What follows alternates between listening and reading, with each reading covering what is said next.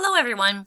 Today we want to explain how you should go about preparing your laboratory report for experiment 6, Hess's law, the heats of reaction experiment. This is a little challenging, but we know you can do it, so we wanted to provide a video to give you some guidelines on how you should go about preparing your report. So first off, you're going to submit 2 Excel files. So I have a sample Excel file here to explain how you will do this. So you should have an Excel file with time and temperature data. If you had a flash drive available to you, you were able to take points every 1/10 of a minute, whereas if you had to write down the values manually, you only would have had values every 1/2 a minute.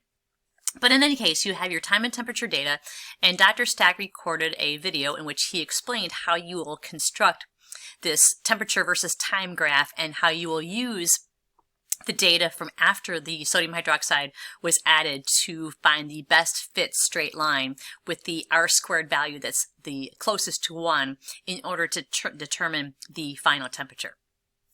So that graph was constructed here. So if I scroll down, the sodium hydroxide for this example was added at 9.3 minutes. So what we want to do is we need to extrapolate back to 9.3 minutes to determine what the final temperature will be. So if we look down here, we have the line S data right here, and the calculation of the final temperature is done by using the equation of a straight line, y equals mx plus b. So our y that we're solving for is the final temperature. M is the slope from the line S data, and then x is the 9.3 seconds, or 9.3 minutes, sorry, when the sodium hydroxide was added, and then b is the y-intercept. So you do your y equals mx plus b calculation, and you get 38.9 degrees Celsius for this particular example. The initial temperature right here is, as explained in that video, is the average of all of the temperatures that were taken before the sodium hydroxide was added. Just a few notes here on the line S data. Just a reminder that R² describes the quality of the best fit straight line, and the closer to 1, the better the fit. So you need to choose these points so that you have the R² value that's closest to 1. This value F right here indicates the chance that the fit is due to chance and not a relationship between temperature and time. Any value greater than 1 here indicates that the data are not due to chance. So this value is well over 1, and so we know that the data are not due to chance. So if I scroll down, you can plot your data, so you just plot the data from just after the sodium hydroxide was added, and here you can see the extrapolation back to 9.3 minutes, which is when the sodium hydroxide was added. And you can keep scrolling down, and then you can do this for the reaction 1 trial 2 and do the same procedure. Now you'll want to continue to do this procedure for the reaction 2 trials 1 and 2 and reaction 3 trials 1 and 2. So what you can do is you can just continue to add that on the first tab of your worksheet. But if that's too much scrolling for you, what you can do is you can just go under Insert, where it says Insert Sheet, and you can just add another sheet if you'd like to do it that way. So now we have our T final and T initial temperatures for all 6 of the reactions that we did. So we need another tab where we have our final tables. So this should be a very nice, very well organized table. And so this is illustrated for the reaction 1 data, trials 1 and 2. So we have the masses of the cup with and without the solution, and then we will use a subtraction formula to determine the mass of the solution. So what we should do here is we should make sure that we have set our decimal point. So there were 3 places past the decimal point, because that's the precision of the balances that we use in this experiment.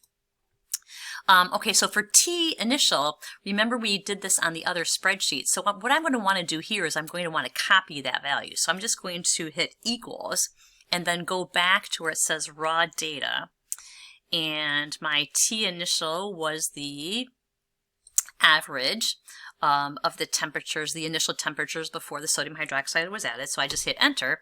So now what I've done here is I've copied from the raw data tab, I've copied that data. Notice I did not type it in. You should not do that. So same thing over here, the final temperature, just hit equals, go over to the raw data, and there's my 38.9, and I hit equals again. And now I have copied my data. So for the initial temperatures and the final temperatures, you should copy onto your final table worksheet from your raw data worksheet. Okay, delta T is final minus initial. We'll write a formula there. The specific heat capacity of the solutions was given in your lab manual as 3.86 joules per gram degree Celsius. The next thing that you should do is you should write down the concentrations of the sodium hydroxide and the hydrochloric acid solutions that you use. The volumes here looks like maybe section 1 had different bottles than section 2, so just make sure you consult your lab manual and that you have the correct concentrations recorded here. Okay, what's next? Volume of NaOH and HCl. It was 50 milliliters each for this trial. So for the other trials, you will have other data. For example, maybe the volumes are different. But for this trial, we had 50 milliliters. And again, here I am going to highlight all 4 of these. And again, I'm going to be sure that it's expressed as 50.0 because we expressed these data precisely because we used we measured their volumes precisely in the lab. Moles of NaOH, we're going to calculate that from the volume and the concentration. Same thing with the moles of hydrochloric acid and the concentration, and the same for the moles of limonene reagent. Okay, what's next? Well, we need the Q of the solution, so that's Q equals MC delta T. So we have the mass of our solution, the change in the temperature, delta T, and the specific heat, so I can write a formula there. And that, remember, is the Q of solution. So remember, for the Q of the reaction, we have to take that value and here I've just multiplied it by -1 to show that it's equal in magnitude and opposite in sign. Okay, so next, for the enthalpy, I'm going to convert the joules to kilojoules, but remember also here you divide by the moles of limonene reagent. So that gives me my enthalpy values. We're going to average these using the average formula, and we will take a standard deviation, even though I don't like standard deviations but 2 values, but let's go ahead and do it anyway.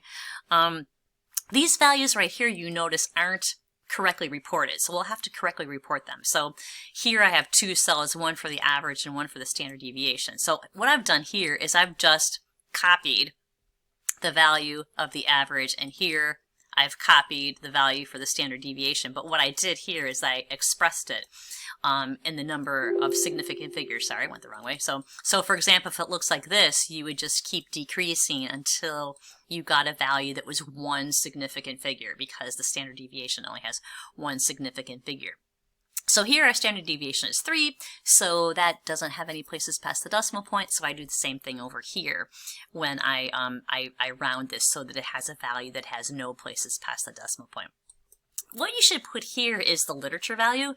So there are values in an appendix in your textbook, but I also posted a table of enthalpies on the Experiment 6 tab in Sakai, just in case there are some values there that you don't have in your textbook. And I believe I looked at those, and all of the ones you need should be there. So then you should calculate your percent error. So how do your values differ from what you would calculate in the literature?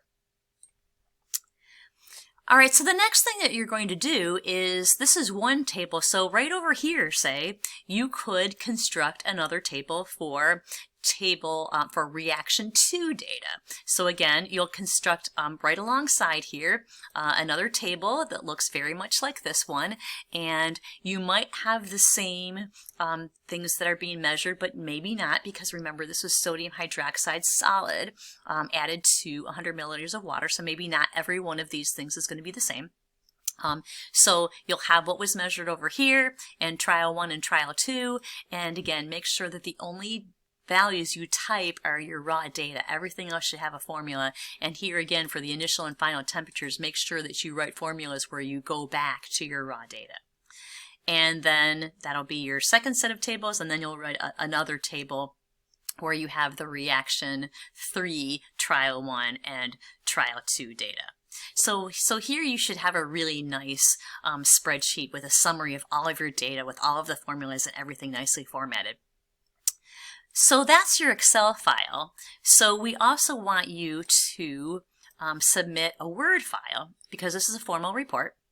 So we have our experiment and our title, and you'll have the name and the date, and you'll need to write an abstract. So remember, an abstract is a summary of the entire experiment. So you'll want to start with an objective, and you'll want to describe and name all 3 of the reactions that you did. And you'll want to explain how measuring the enthalpies for each of those reactions will allow us to demonstrate Hess's law. We're not proving it, it's already been proven. So we're just using this to demonstrate a law that we already know is correct. So briefly, you want to describe the procedure that you carried out in lab to run these reactions, and then calculate the change in temperature. Then you'll again briefly want to summarize how you calculated the enthalpy from the change in temperature. Since an abstract is a summary, you'll want to report the enthalpies for each of the 3 reactions, show how they demonstrate Hess's law, and then report the percent difference between when you add reactions 1 and 2 to equal 3, and then compare that to the enthalpy of reaction 3. You can compare the percent difference between those two. The percent difference probably is not going to be 0, so you'll want to end your abstract with just one sentence that that notes the main source of error, and then maybe have a nice concluding statement at the end that brings everything all together. So that should be the abstract, double-sided. Please try not to go more than 1 page. Remember, the abstracts are supposed to be very concisely written summaries. They're not supposed to be too long. Okay, what's the next section in your lab report is the results. Well, the results is that, that first worksheet, the raw data tab. So you can just say here, please see Excel spreadsheet, worksheet 1, that's labeled raw data. If you have additional worksheets, you can say that. Calculations and interpretations. So again, please see Excel spreadsheet, worksheet 2, the final tables. And next you'll want to do sample calculations. So some of you are not remembering to do this. Whenever you do a sample calculation, you need to explain the calculation first. So the number of moles of something is mass divided by molar mass. So you would present this first and then do your moles calculation. So for this experiment, you'll want to show the calculations of the moles of NaOH, moles of HCl, and limiting reagent. Next, we'll want to see Q equals MC C delta T reaction. So again, here's the equation. Here's where you explain it. The heat energy is equal to the mass of the solution times the specific heat times the maximum change in temperature. So you'll want to show the Q values, but again, you only have to, this is a sample calculation, you only have to show one. This will give you the enthalpy of the solution, and then you'll have to have another statement where you show that the enthalpy of the reaction is equal in value and opposite in sign. Next, you'll show us the delta H of reaction, where you take the Q and the heat energy and divide it by the moles of the limiting reagent, which in all 3 of these reactions is NaOH. Then you'll want to carry out a calculation where you show that the enthalpies for reactions 1 and 2 equal the enthalpy for reaction 3, and then calculate the percent error. So the calculations that you don't have to show are, you don't have to show simple subtraction. So you don't have to show how you calculated delta T, T final minus T initial. You don't have to do that. You don't have to show, again, simple subtraction where you calculate the mass of the solution from the mass of the calorimeter full minus the mass of the calorimeter empty. You don't have to show that either. You don't have to show averages or standard deviation calculations. You don't have to show that either because that's on your spreadsheet. But the ones that are outlined here, you do need to show. And the last section of your report will be the questions. So these are the questions you need to answer. It really does help out your instructors if you include the question as well as the answer. What you'll need to do is you will need to do these questions. Some of them ask you to refer to calculations, so you can refer the reader to say, see the calculations and interpretation section for the calculations, but then you're going to explain what those values mean. So for all of these questions, you should write answers that are thoughtful. You should have they should be paragraphs worth and not just a single sentence. And again, you need to be thoughtful about how you answer these. Your lab report ends with references, and probably the only reference you use would be your textbook, but if you consulted other references, you should include those as well. So I hope this is helpful. Again, submit 2 files, an Excel file that looks like the one I just showed you, and a Word file that looks like this Word file that I just showed you, and that would be a nice, complete, and well done lab report. So if you have any questions, come to office hours and we would be glad to help you out. Thank you for your attention, and I'll see you in the lab.